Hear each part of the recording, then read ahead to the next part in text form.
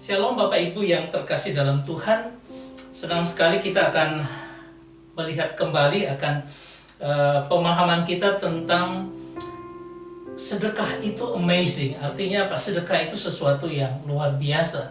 Saya mengajak kita untuk merenungkan ini karena ini adalah sesuatu yang sangat penting yang harusnya kita ketahui. Saya mengambil inspirasi dari apa yang saya alami beberapa minggu ini. Ini adalah acara ketika kami meresmikan, itu adalah sumur bor yang kami bangun di Megale, terakhir di Megali. Ini ada satu bagian lagi, ini adalah yang di Telogo Haji di Bojonegoro.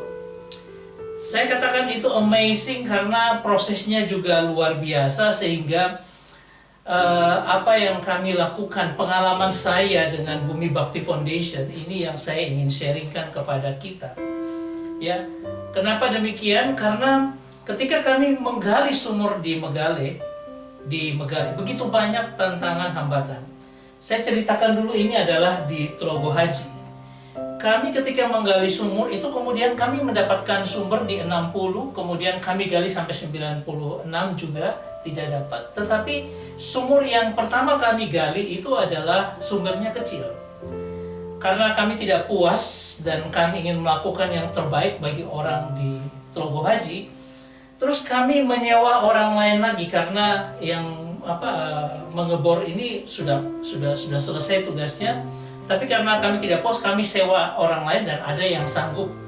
Dia mencari dua titik di tempat lain, dia menyerah. Kemudian kami mencari lagi dan mencari titik yang ketiga juga tidak ada. Sampai akhirnya kami kembali ke titik yang awal. Dan ketika kami kembali ke titik yang awal, ada sesuatu yang amazing. Bahwa oh ya, ternyata titik itu sudah semakin besar sumbernya, sehingga itu bisa kita lanjutkan, dan akhirnya kami bangun bak penampungan, dan tadi yang 4 bulan yang lalu kami resmikan. Kemudian ini juga sama ketika kami pindah ke desa sebelah, kami menggali di sumur Megale, ya ini ya. Nah di sumur Megale ini kami juga mengalami hal yang sama. Tempat yang ditentukan katanya ada sumur, kami cari, kami gali, tidak ada. Kami pindah lagi sampai orangnya menyerah. Dan akhirnya ada satu orang yang kami coba cari dan mereka mau membantu kami. Dan akhirnya dapat sumurnya di sawah, ya. Nah ini yang terjadi. Jadi tidak sembarangan titik di Bojonegoro bisa kami dapat airnya. Dan ketika kami dapat airnya itu sungguh luar biasa. Masyarakat yang sudah menantikan itu kemudian akhirnya pada jam 5 pagi mereka ngantri air di situ, kemudian ambil air dari sumur yang kami sudah gali yang kita lihat sebelumnya, ya. Kita lihat di sini. Yaitu bahwa ini menjadi sebuah hal yang luar biasa bagi mereka. Tetapi amazingnya bukan di situ. Amazingnya adalah tangan-tangan orang yang memberi untuk supaya sumur ini ada dan dapat dinikmati oleh warga desa.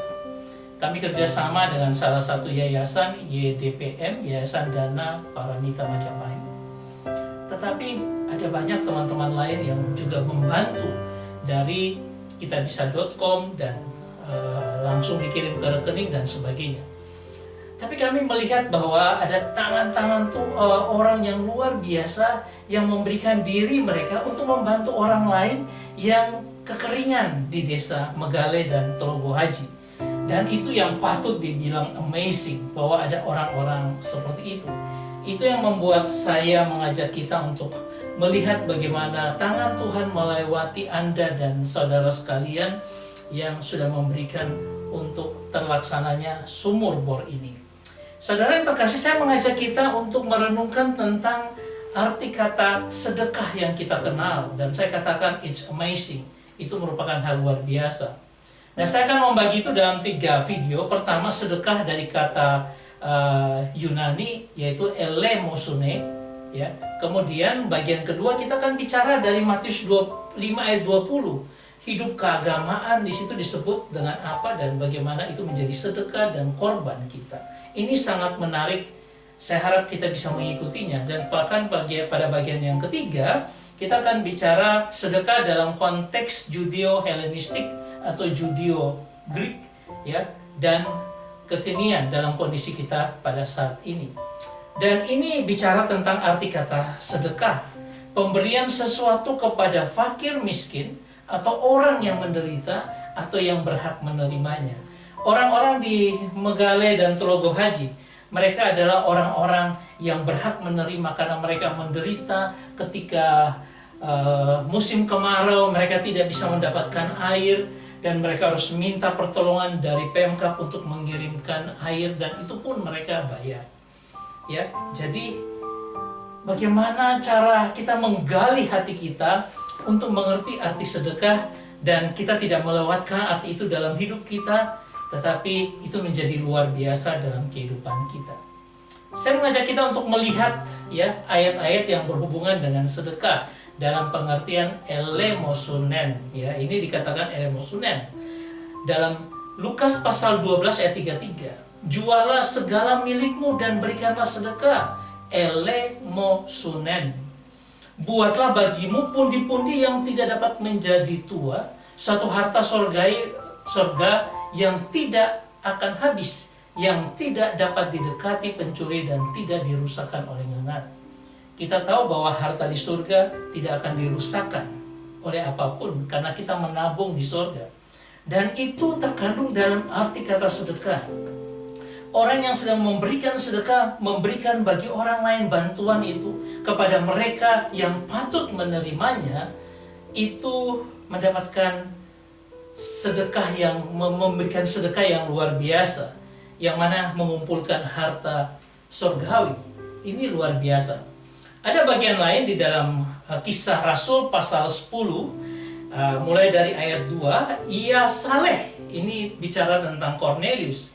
Ia serta seisi rumahnya takut akan Allah, dan ia memberi banyak sedekah kepada umat Yahudi dan senantiasa berdoa kepada Allah dalam pengertian elemosune ini. Dan kemudian pada ayat 4 dikatakan ia menatap malaikat itu, karena malaikat itu datang kepada Cornelius, dan dengan takut ia berkata, "Ada apa, Tuan?" Ya, dia melihat malaikat itu. Jawab malaikat itu begini, "Semua doamu dan sedekahmu, elemosune, telah naik ke hadirat Allah dan Allah mengingat engkau." Bayangkan kalau kita diingat oleh Allah karena doa kita naik dan Allah ingat. Allah tidak akan melupakan kita, Dia akan turun tangan atas hidup kita. Ini suatu hal yang luar biasa. Dan pada ayat ke-31 dikatakan, dan ia berkata, "Cornelius, doamu telah didengarkan Allah dan sedekahmu telah diingatkan di hadapan Allah." Sesuatu yang diingatkan di hadapan Allah, ya, itu sesuatu yang luar biasa. Ketika kita dalam pergumulan, doa kita naik dan itu diingatkan Allah, dan Tuhan bilang, "Saya akan turun tangan untuk membantu engkau." Saudara, kata charity dari kata sedekah ini adalah bisa diartikan charity, amal, derma, atau alms, sedekah, atau mercy, belas kasihan kita, atau pity, kasihannya kita kepada orang-orang yang menderita. Sehingga karena kita tergerak untuk memberikan sedekah itu, dan Tuhan tidak lagi melupakan kita, Dia akan mengingat kita. Saudara, apa yang terjadi pada Cornelius? Kalau kita lihat Roh Kudus dicurahkan pada pasal yang kedua dalam Kisah Rasul, Roh Kudus dicurahkan, gereja itu dibangun.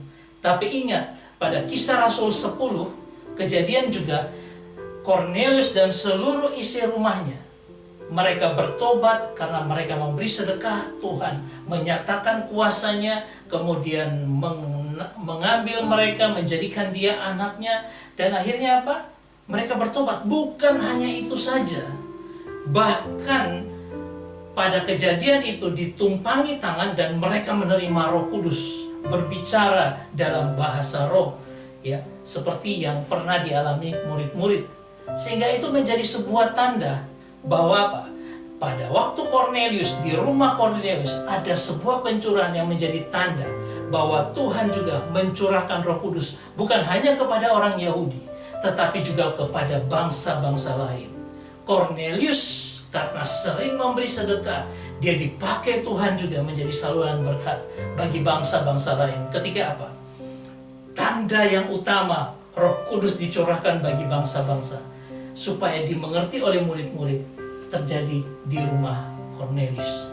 Saudara yang terkasih, ini sesuatu yang luar biasa. Sehingga saya mengajak kita bahwa hati kita ini untuk apa? Untuk memberi kepada Tuhan.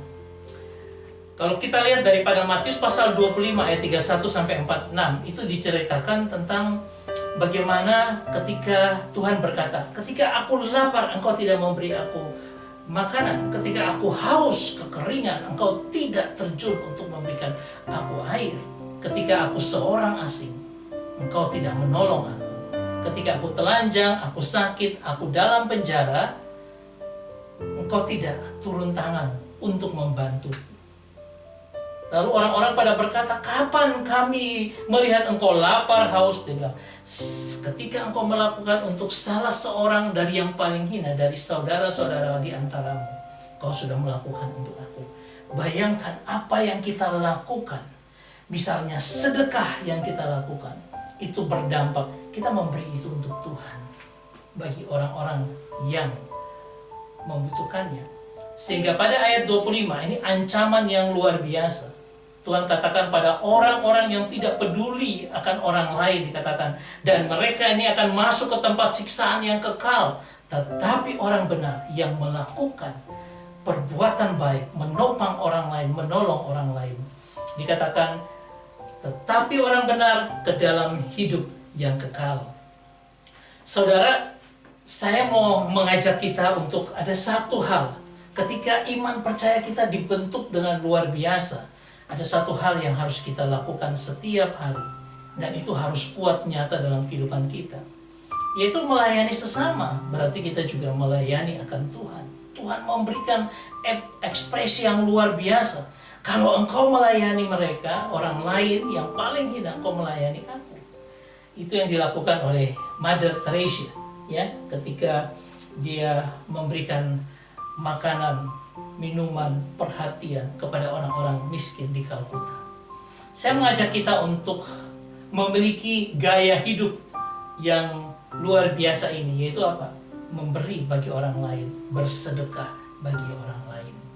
Sehingga ketika saya diberi tugas untuk mencari 20 titik untuk air bersih di Tuban, saya lakukan itu dan saya mendengar bagaimana mereka berkeluh kesah dengan katakan, kami tidak ada air, kami harus minta dari Pemkab untuk mengirimkan air, kami kekeringan karena kesulitan air. Itu ada di 20 titik yang kami gumuli untuk dilakukan.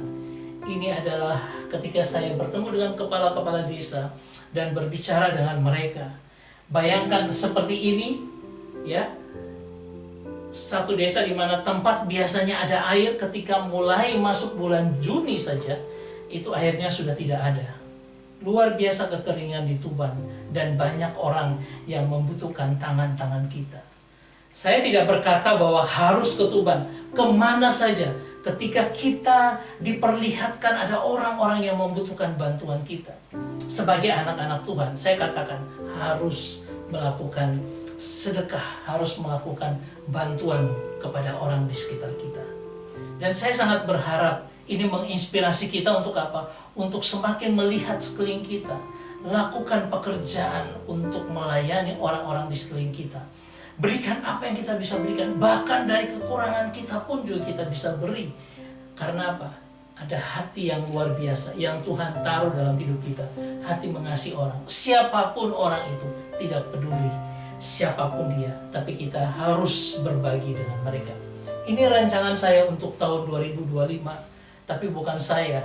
Ada banyak orang di belakang ini yang akan menopang sehingga apa? Sehingga program ini bisa terlaksana untuk Tuhan.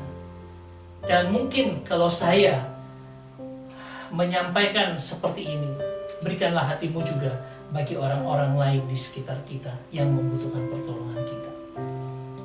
Tuhan memberkati kita.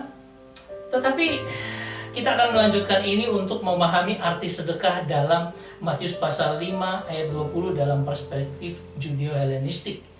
Nah, itu hal yang menarik. Saya berharap ini semua memberkati kita untuk semakin hari mengerti akan maksud dan rencana Tuhan dalam kehidupan kita. Tuhan memberkati kita. Amin.